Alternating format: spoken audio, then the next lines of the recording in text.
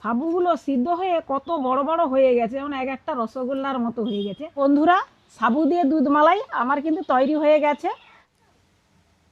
বন্ধুরা, আমি আবারও চলে এসেছি এক নতুন ধরনের রেসিপি নিয়ে। আশা করি এই রেসিপিটা তোমরা আগে কখনো দেখোনি বা তৈরি করোনি, খাওনি। এটা কিন্তু আমি একদম নতুন রেসিপি নিয়ে এসেছি। আমরা বেশিরভাগ যেদিন বারব্রত বা উপবাস থাকে সেই সময় আমরা অনেক রকম প্রবলেম হয় খাওয়ার দাওয়ার নিয়ে। আর সাবু থাকলেও অনেকে সাবু পছন্দ করে না, ফলমূল খেয়েই তারা দিনটা কাটায়। তো সাবু যদি এইভাবে রেসিপি বানিয়ে তৈরি করে খাওয়া হয় তবে কিন্তু খুব ভালো হবে, আর অল্প সময়ে অল্প খরচেই এই রেসিপিটা তৈরি হয়ে যায়। আর রেসিপিটা খেতেও দুর্দান্ত, অল্প খেলেই কিন্তু আমাদের সারাদিন পেটটা ভরে থাকবে। যারা সাবু পছন্দ করে না তারাও খাবে। সেই জন্য আমি নিয়ে চলে এসেছি এখানে 200 গ্রাম সাবু, 1 বাটি চিনি নিয়েছি, নারকেল আর 1 প্যাকেট দুধ আর 4টে এলাচ আর 500 দুধ। এইগুলো দিয়েই আমি কীরকমভাবে তৈরি করতেছি তোমরা দেখতে থাকো। উনানটা এবার ধরিয়ে নেব। আমার কিছুটা গরম জল লাগবে, সেই জন্য আগে উনানটা ধরিয়ে নিতে হবে।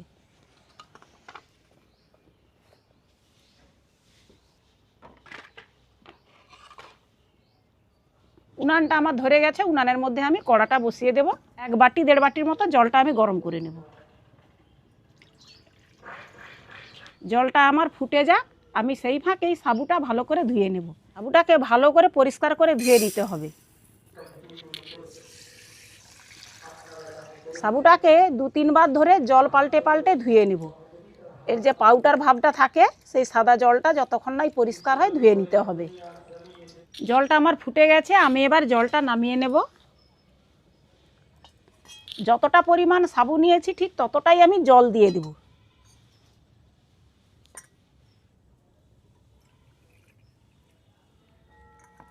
এই 1 বাটি আমি জল দিয়ে দিব।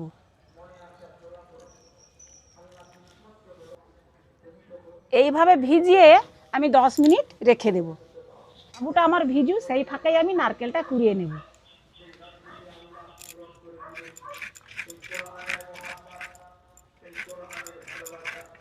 এই সাবুর দুধ মালাই করতে গেলে কিন্তু বেশি নারকেল লাগে না, এতটা নারকেল বা এর থেকে অল্প নারকেলও হলে হয়ে যাবে। আবার কেউ যদি মনে করো নারকেল না দিয়ে করবে, যাদের বাড়িতে নারকেল থাকবে না তাও কিন্তু হবে। নারকেলটা দিলে কি হয়, একটু স্বাদটা ভালো হয়। এবারে আমি চিনিটা গুঁড়ো করে নেব। চিনিটা গুঁড়ো করে নিতে হবে, কিছুটা গুঁড়ো করে নেব, কিছুটা গোটা থাকবে। আবার যদি পারো পুরোটাই গুঁড়ো করে নিতে পারো। 2 বার ধরে আমি চিনিটা দেব।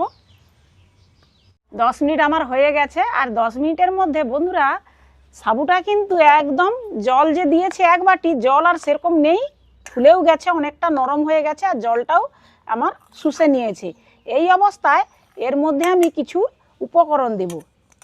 চিনিটা যে আমি গুঁড়ো করে এনেছি দিয়ে দেবো 2 চামচ চিনি গুঁড়া।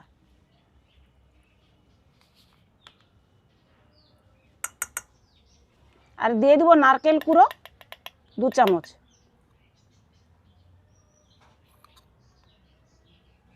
এবারে দিয়ে দিব গুঁড়ো দুধ 2 চামচ।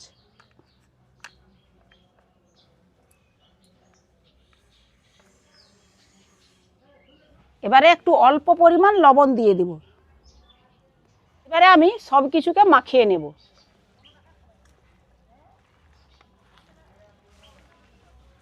সব কিছুকে একসঙ্গে মাখিয়ে এইভাবে একটা শক্ত শক্ত একটু ডো টাইপের করে নিতে হবে। এই অবস্থায় একটুক্ষণ রেখে আমি হাতটা পরিষ্কার করে নেই, তারপরে আমি গোল গোল করে মিষ্টির শেপ দেব। এর মধ্যে একটু সাদা তেল মেখে নেব। এর থেকে কিছুটা নেব, নিয়ে গোল গোল করে তৈরি করব।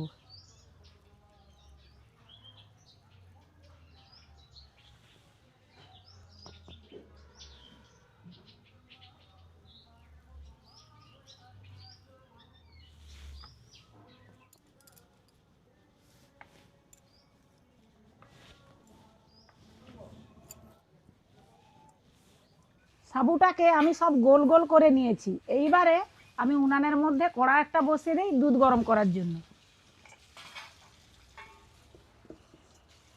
এখানে 500 গ্রাম দুধ নিয়েছি, দুধটাকে আমি ভালোভাবে গরম করে নেব।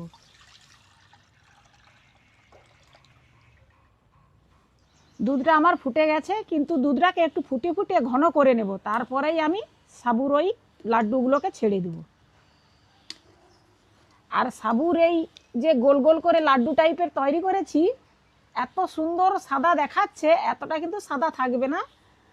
সাবু সিদ্ধ হলে কিন্তু একটু হালকা কালার চেঞ্জ হয়ে যায়। এখানে 3টা এলাচ আমি মুখ ফাটিয়ে দুধের মধ্যে দিয়ে দিব। দুধের মধ্যে এবারে দিয়ে দিব চিনি, 4 চামচ চিনি দিয়ে দিব।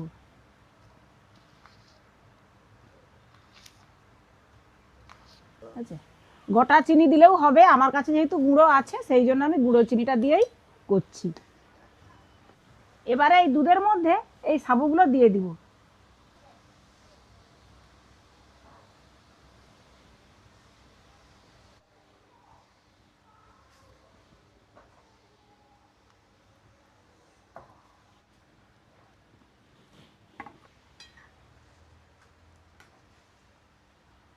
সবগুলোই আমি দিয়ে দিয়েছি। এবারে আরও 10 মিনিট আমি আস্তে আস্তে কম জ্বালন দিয়ে ফুটিয়ে নেব।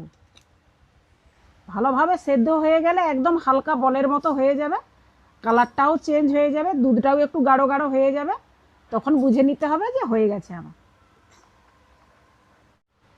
সাবুগুলো সিদ্ধ হয়ে কত বড় বড় হয়ে গেছে, যেমন এক একটা রসগোল্লার মতো হয়ে গেছে।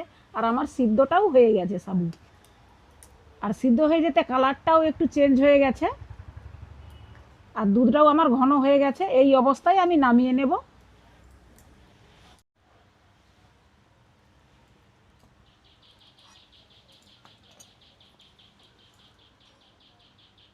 বন্ধুরা, সাবুর দুধ মালাইটা ঠান্ডা হয়ে গেছে, আমি এবারে একটা জাম বাটিতে রেখে দিব।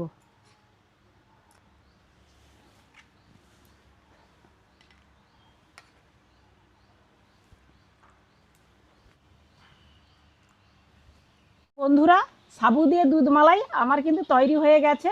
আর তোমাদের যদি বাড়িতে খুবই ইচ্ছা হয় এই মিষ্টি খাওয়া বা অন্য কিছু একটা যে মন হচ্ছে খাবো, বাড়িতে যদি অল্প পরিমাণ সাবু আর দুধ থাকে, তোমরাও কিন্তু খুব কম খরচে চটজলদি তৈরি করে ফেলতে পারো। আর এক এমন খাবার তোমরা না খেলে কিন্তু বুঝতে পারবে না, এটা সত্যি খুবই ভালো জিনিস। আর কিভাবে সিদ্ধ হয়েছে সেটাও তোমাদের আমি দেখাবো। একদম নরম তুলতুল করছে।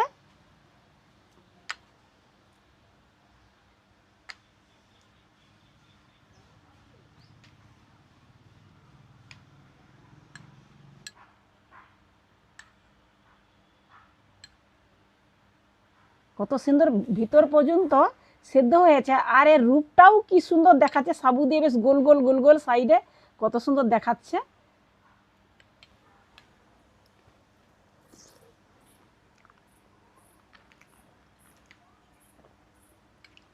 খুবই ভালো লাগেছে। যারা বার ব্রত বা উপবাসের সময় এগুলো বানিয়ে অবশ্যই খেতে পারো। আর না যদি কেউ বার ব্রত করে, কারো যদি মন হয় এমনিও তৈরি করে খেতে পারো, খুবই ভালো লাগবে। তো আমার এই রেসিপিটা কেমন হয়েছে তোমরা অবশ্যই কমেন্ট করে জানাবে, পারলে লাইক শেয়ার করে দেবে। আর আমার চ্যানেলে তোমরা নতুন এসে থাকলে তোমরা অবশ্যই আমার চ্যানেলটিকে সাবস্ক্রাইব করে রাখবে। ফেসবুক পেজ থেকে দেখে থাকলে পেজটিকে ফলো করে আমার পাশে থাকবে। তো তোমাদের সঙ্গে দেখা হচ্ছে আবারও একটি নতুন ধরনের ভিডিও নিয়ে। ততক্ষণে ভালো থাকো, সুস্থ থাকো।